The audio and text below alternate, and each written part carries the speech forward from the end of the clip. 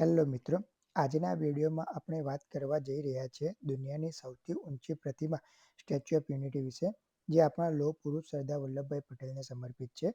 આ વિડીયોમાં આપણે સ્ટેચ્યુ ઓફ યુનિટીની ટ્રીપ વિશેની સંપૂર્ણ માહિતી સરળ ભાષામાં સમજીશું. જેમ કે તમે અહીં કેવી રીતે પહોંચશો, ત્યાં રોકાવાની શું વ્યવસ્થા છે, ત્યાં ખાવા પીવાની શું વ્યવસ્થા છે અને અહીં આસપાસ કયા સ્થળો જોવાલાયક છે તેની સંપૂર્ણ માહિતી અમે આપશું.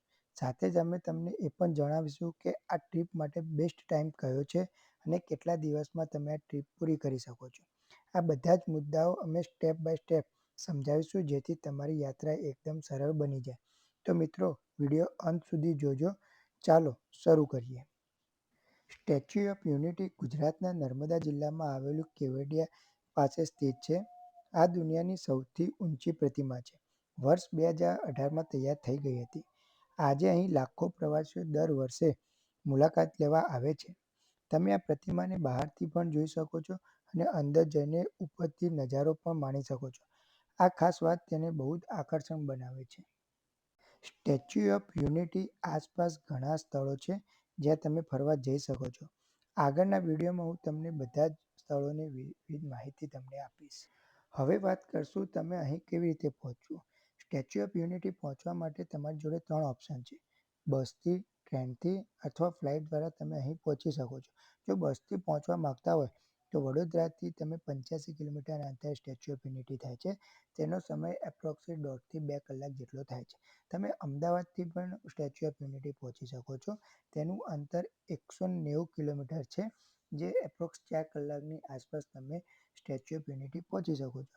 નોન એસીની ટિકિટ 100થી 150માં પડે છે અને એસીની ટિકિટ 300ની આજુબાજુ પડે છે. બીજું ઓપ્શન છે ટ્રેન દ્વારા. નજીકનું રેલવે સ્ટેશન છે એકતાનગર. અહીં સુધી સીધી ટ્રેન ઓછી મળે છે. જો તમે પહેલાં વડોદરા અને અમદાવાદ સુધી આવો, ત્યાંથી તમે બાય કાર કે ટેક્સી દ્વારા સ્ટેચ્યુ ઓફ યુનિટી પહોંચી શકો છો. અને ત્રીજું ઓપ્શન છે ફ્લાઇટ દ્વારા. નજીકના એરપોર્ટમાં વડોદરા અને અમદાવાદ નજીકનું એરપોર્ટ પડે છે. ત્યાં બસ અને ટેક્સી દ્વારા કેવડિયા સુધી પહોંચી શકો છો. મારું માનવું છે કે પર્સનલી કાર કે ટેક્સી સૌથી ઇઝી પડશે, કારણ કે તમારે જ્યાં ઊભું રહેવું ત્યાં ઊભા રહી શકો છો અને ફરવું હોય ત્યાં ફરી શકો છો.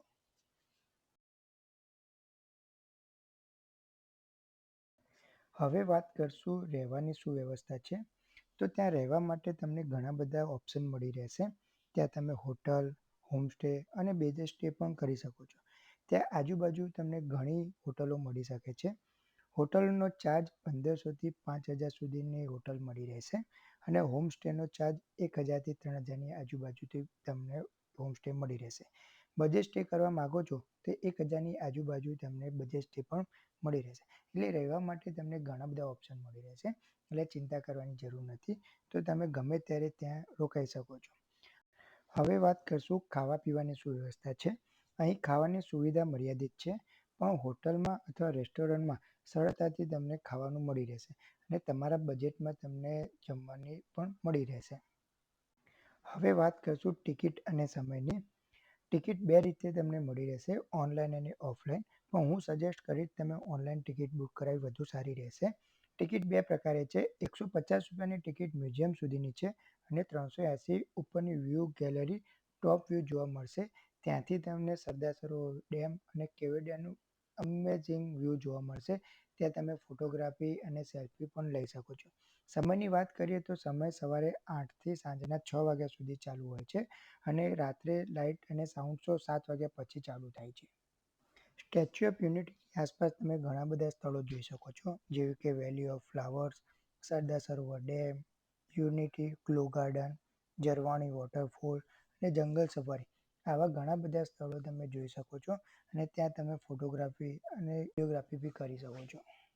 હવે વાત કરશું તમે ટ્રીપ પ્લાન કઈ રીતે કરશો. તો સ્ટેચ્યુ ઓફ યુનિટી ફરવા માટે 2 દિવસ ઇનફ છે.